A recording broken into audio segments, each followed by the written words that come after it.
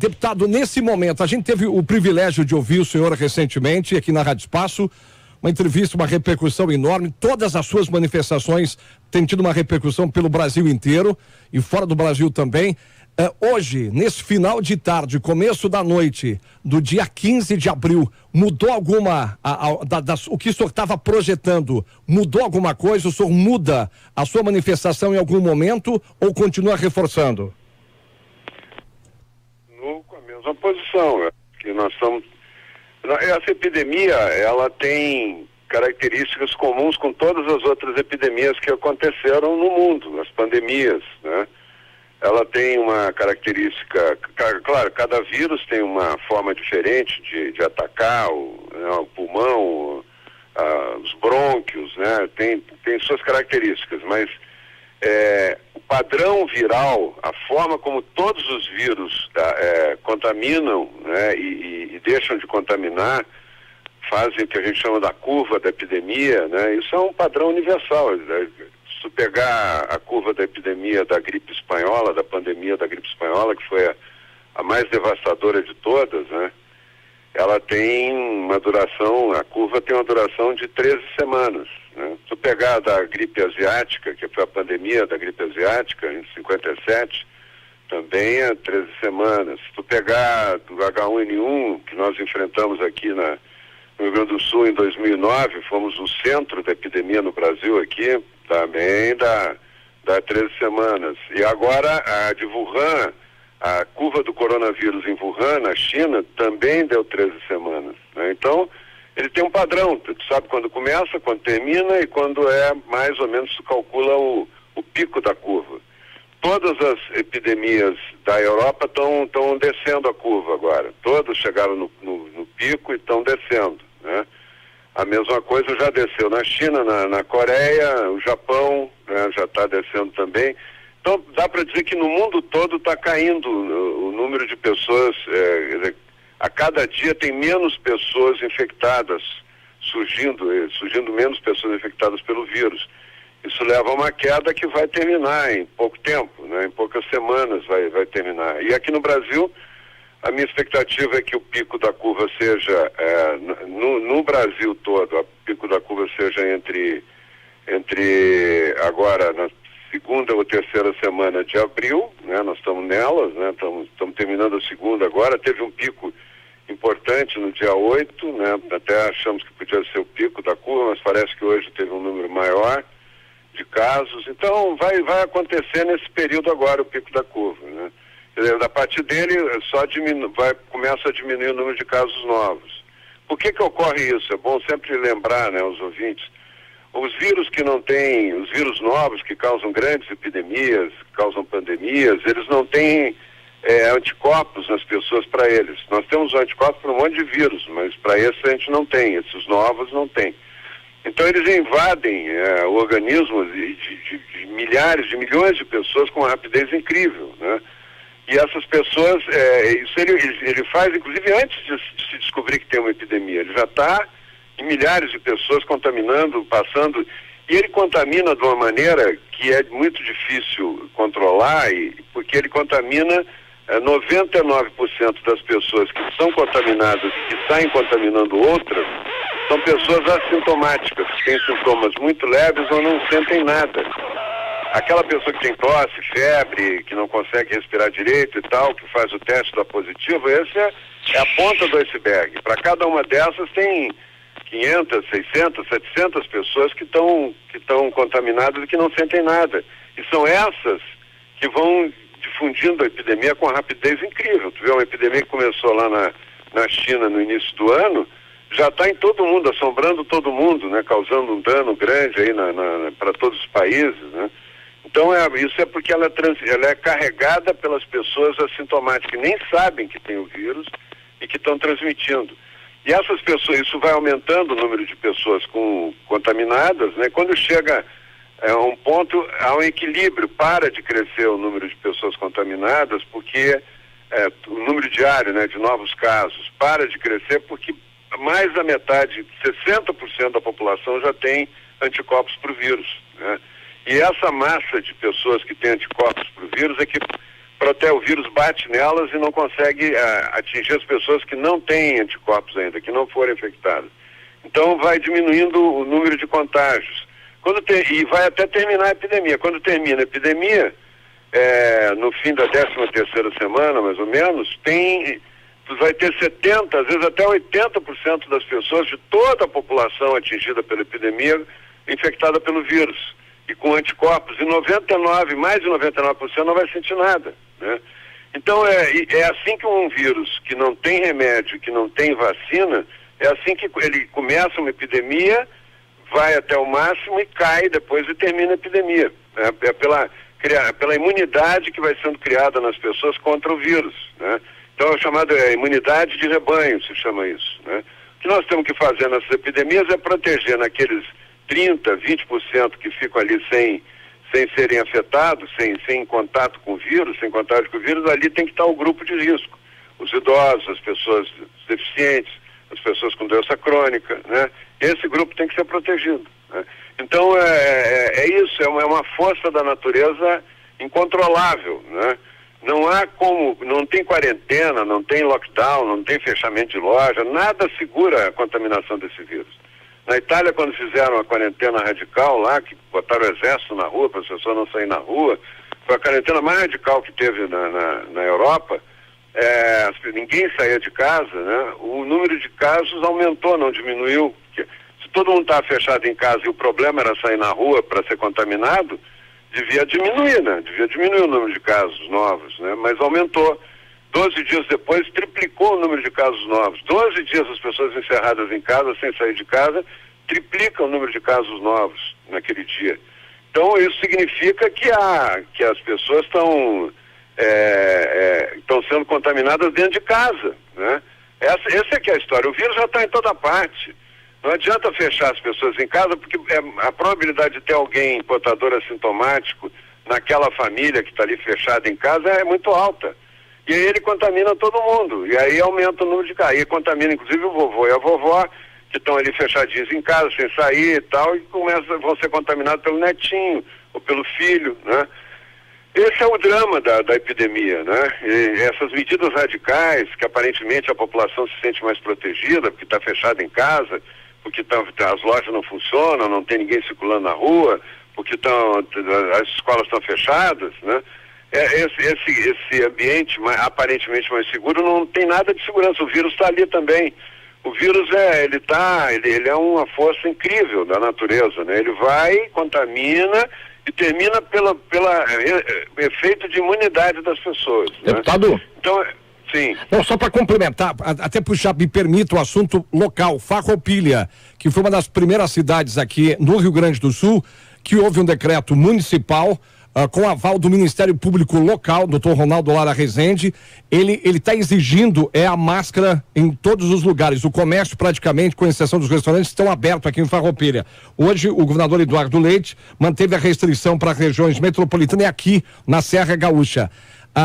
Duas perguntas. A questão da máscara, 100%, o senhor apoia isso, ajuda, no caso auxilia, e com a chegada agora em seguida do inverno, que vem a influenza e o coronavírus, explica pra gente.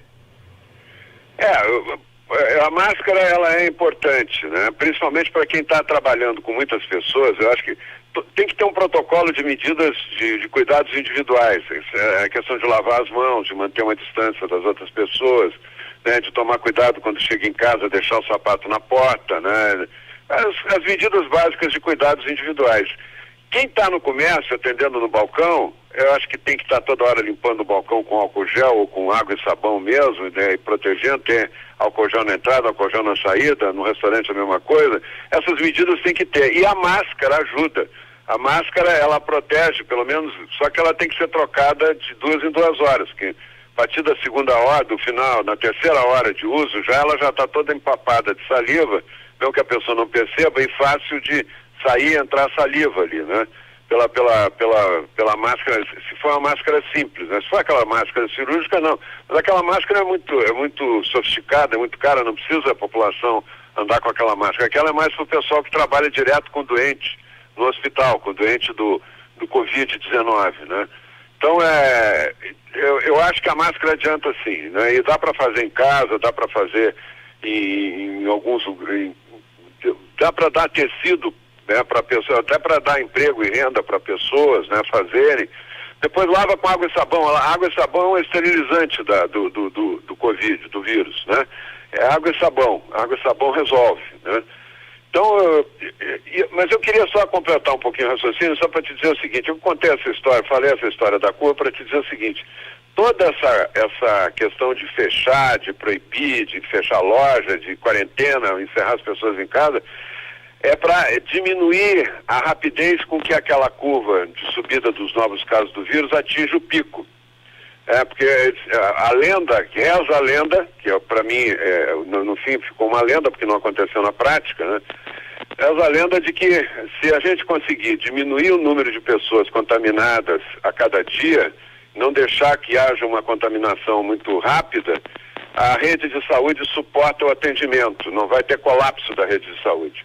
Se a gente não fizer esse atendimento, não der, deixar ao natural o vírus subir a curva fica muito íngreme, vai ter um número grande de casos num curto espaço de tempo e os hospitais entram em colapso.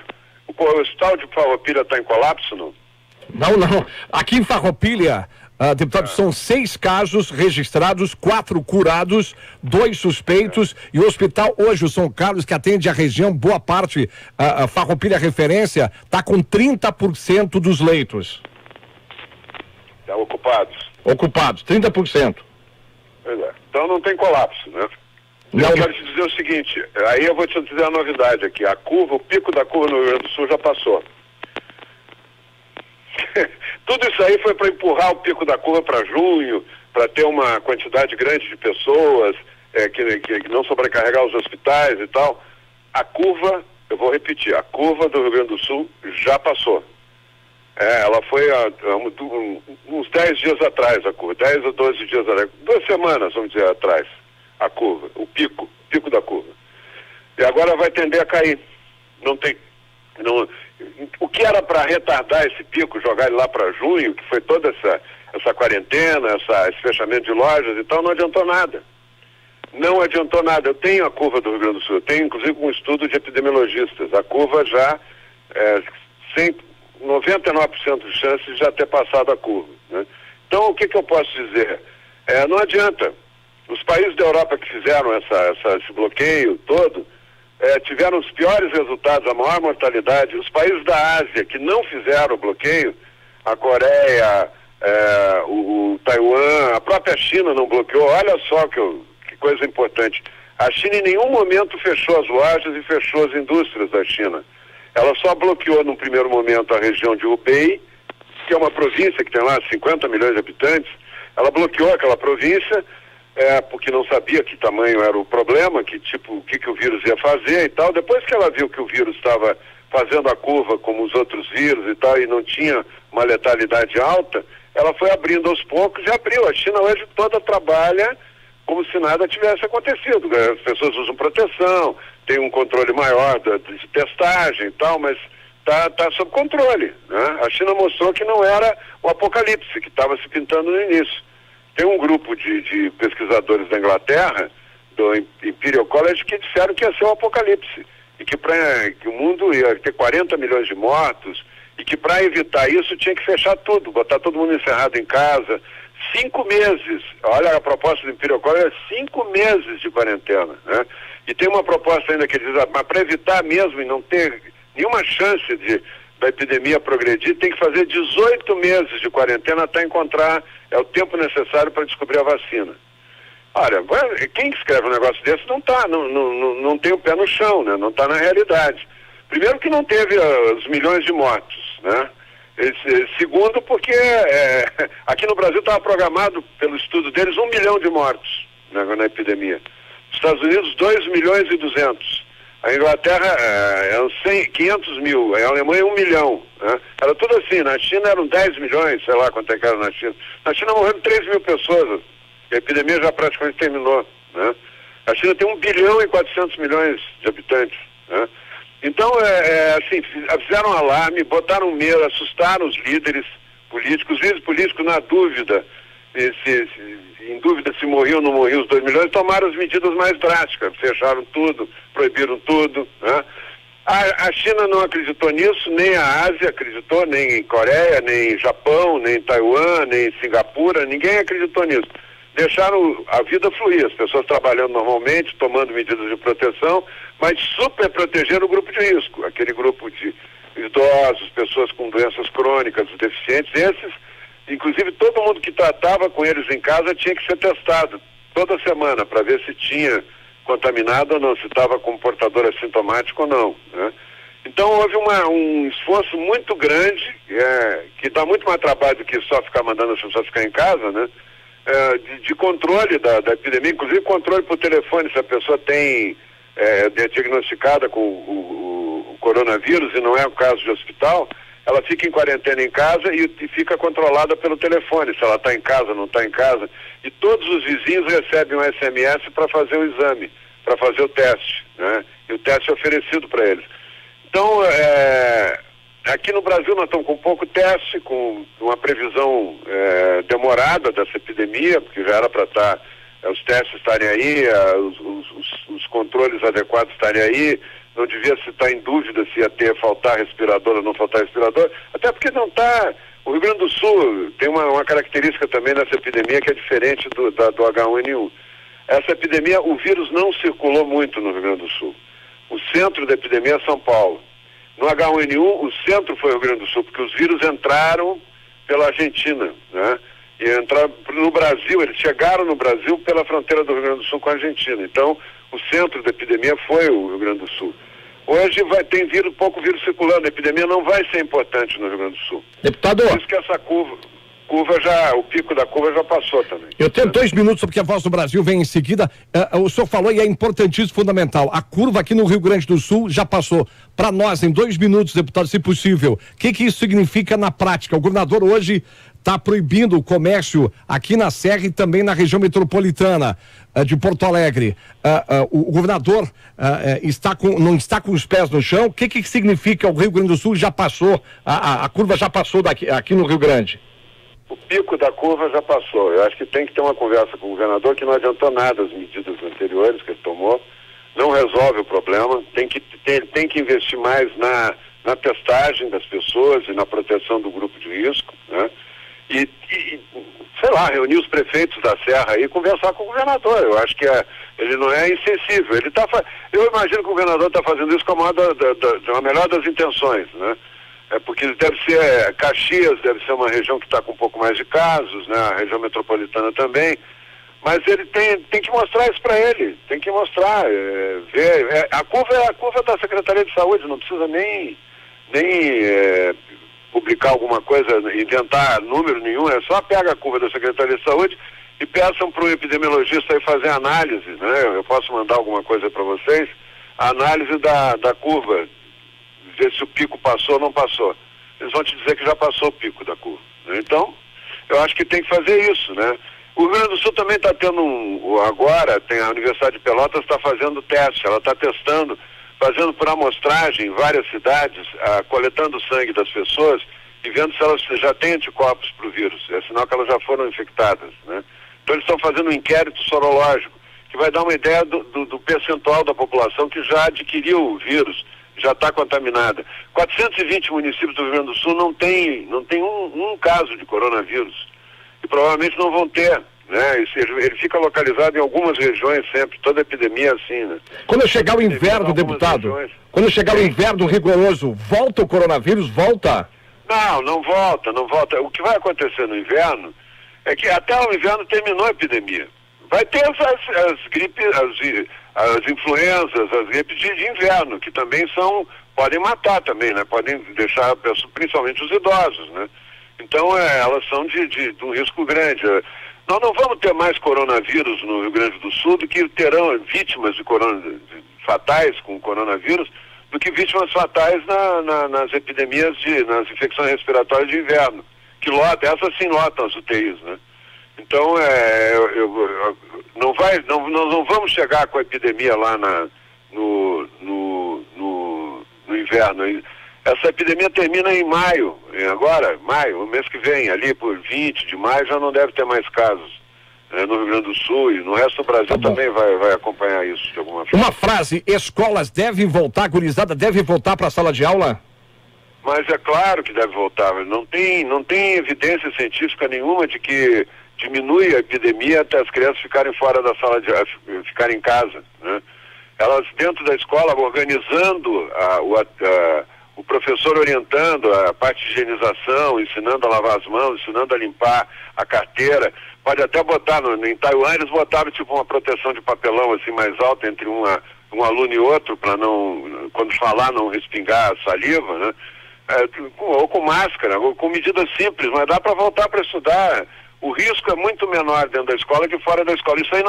Isso nós fizemos, esse estudo nós fizemos em 2009 com H1N1.